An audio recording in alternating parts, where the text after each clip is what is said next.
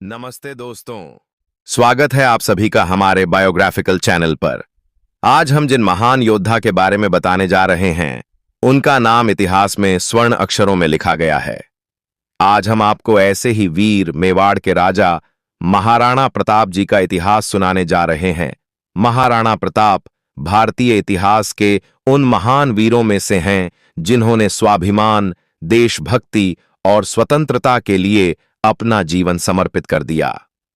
उनका जन्म 9 मई 1540 को राजस्थान के कुंभलगढ़ दुर्ग में हुआ था। वे मेवाड़ के राजा राणा उदय सिंह के ज्येष्ठ पुत्र थे।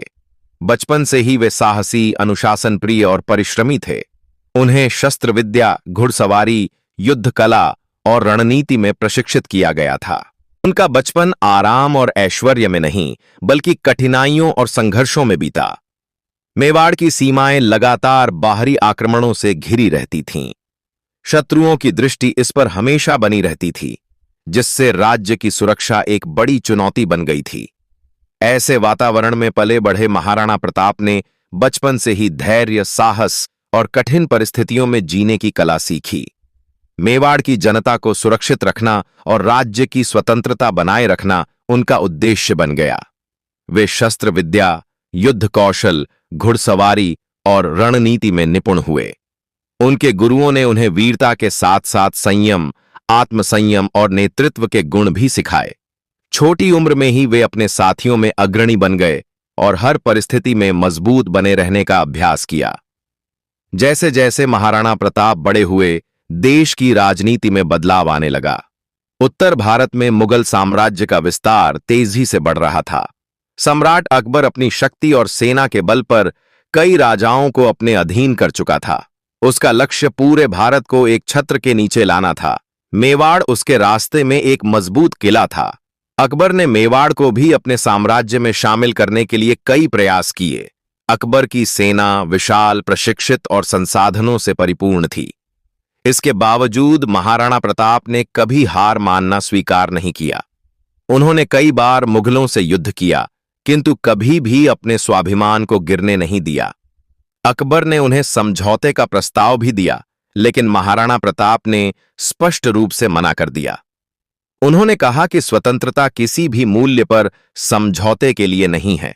युवावस्था में ही महाराणा प्रताप ने यह प्रण लिया कि चाहे कितनी भी कठिनाइयां आएं, वे मेवाड़ की भूमि और अपने लोगों की रक्षा करेंगे।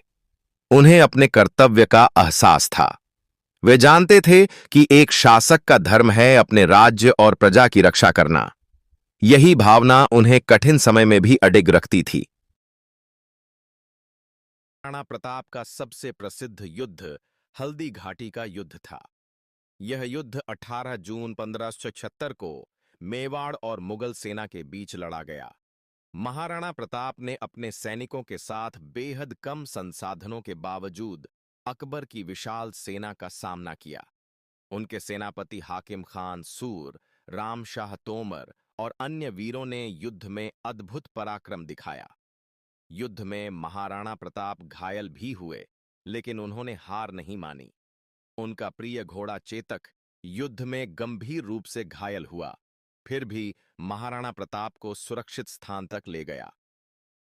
हल्दी घाटी के बाद महाराणा प्रताप ने पहाड़ों, जंगलों और किलों में रहकर गुरिल्ला युद्ध पद्धति अपनाई। उन्होंने अपने सैनिकों और प्रजा का मनोबल बनाए रखा। वे साधारण जीवन जीते थे, घास की रोटियों पर गुजारा करते थे और आराम के बजाय संघर्ष को अपना धर्म मानते थे। धीरे धीरे उन्होंने मेवाड़ के कई हिस्सों को फिर से अपने नियंत्रण में ले लिया।